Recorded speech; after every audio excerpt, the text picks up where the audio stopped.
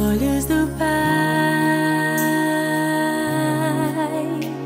você é uma obra-prima que Ele planejou.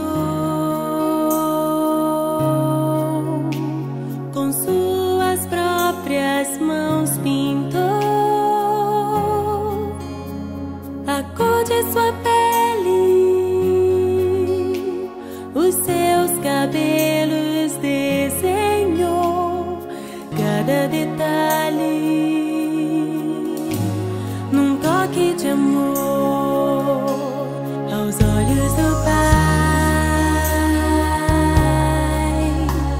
Você é uma obra-prima que Ele planejou.